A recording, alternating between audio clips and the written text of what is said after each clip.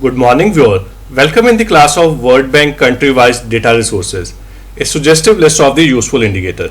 So, World Bank is an institution which collect data on various parameters. It has a data on 1429 unique indicators and that too for 264 countries and that too for the years from 1960 onwards for each and every year. So the data could be downloaded from this website data.worldbank.org. I show you the demonstration also. So I go to this World Bank. Simply on the Google you type World Bank. This is a link of the World Bank data. Once you go there, you find data is available either at the country wise or at the indicator wise. So I go to country wise. Once you go to country wise, you get this kind of a window. Once you click to any country, let's say India. If I click to India, I find this kind of window will open where the data is available.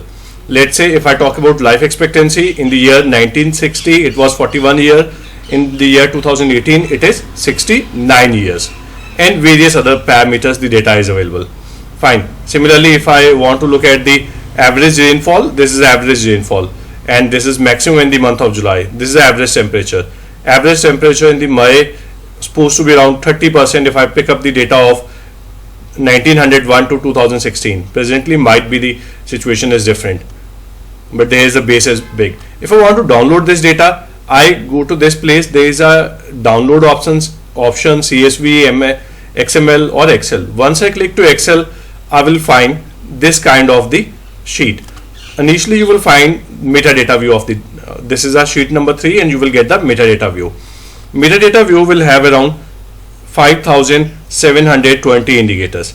If I go to the data, my entire data sheet is having around 46,000 cells, and once somebody look at these cells, so it's difficult for him to figure out how to analyze this data. It seems to be very big data, and this is on 1429 indicators. Which indicator is useful, which is not, how to decide this.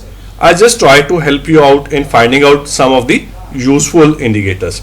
So this is if I will like to go ahead with the classification, this is the classification has been done by me only.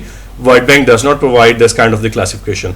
I try to divide these indicators under these very heads. If you want to look at banking related information, you have a lot many indicators banking. If you want to look at the defense related indicator, lot many with related to defense, population, medicine, logistic, healthcare, environment, employment, and governance, red tapeism, women empowerment, etc.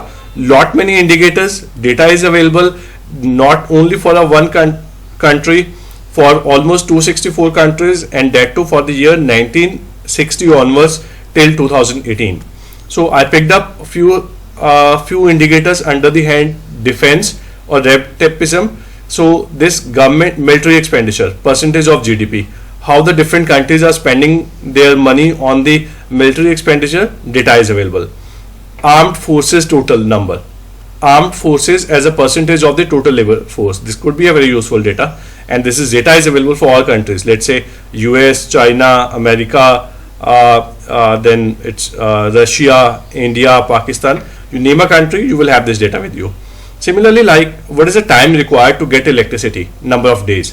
Similarly, time required to get operating license, to register a property, to start a business. All this data is available, and I would like to use this data under the head defense or red tapeism or the governance. Similarly, if you want to look at the agriculture, what is the agriculture land as a percentage of total land area? Over the years, it's increasing or decreasing. Similarly, what is the percentage contribution of agriculture to GDP? Again, this data is available. Then fertilizer consumption, food index, cattle index, forest area, etc. could be some useful area under the head agriculture. Similarly, once you look at the social welfare, what percentage of the population have access to clean and fuel technology for cooking?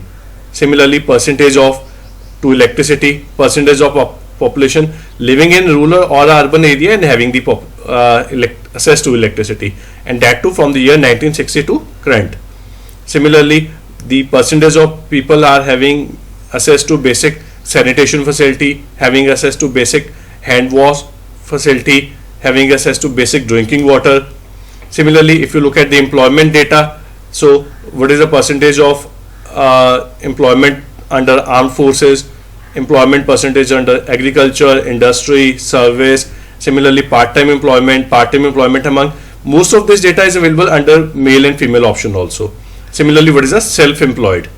So this is again, similarly, this is could be important, ratio of female to male over the years, whether it is increasing or decreasing, could be of very important for a management student or anybody in the country to who want to analyze the position of a country.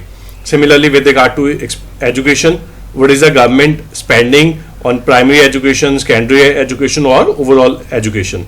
Similarly, again with regard to women empowerment, the data with regard to female headed households, percentage of the households with a female headed is available under World Bank data source country wise.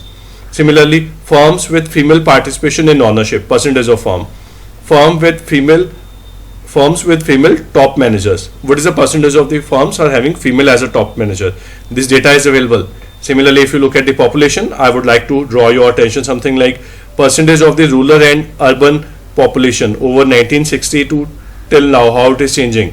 Similarly, what is the ratio of male and female, how it is changing from 1960 to today.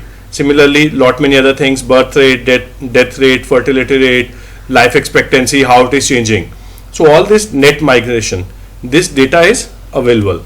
Similarly, if you talk about with regard to economy, what is total number of ATM machines, bank non-performing loans as a percentage of gross loan from 1960 till today's data is available. Consumer price index, wholesale price index, then you can say electricity power consumption, kilowatts per capita, expenses as percentage of GDP, size of GDP, growth rate of GDP, and this is again important, market capitalization of listed companies as percentage of GDP. Similarly, new business registered, population living in a slum. This is again important. This could be a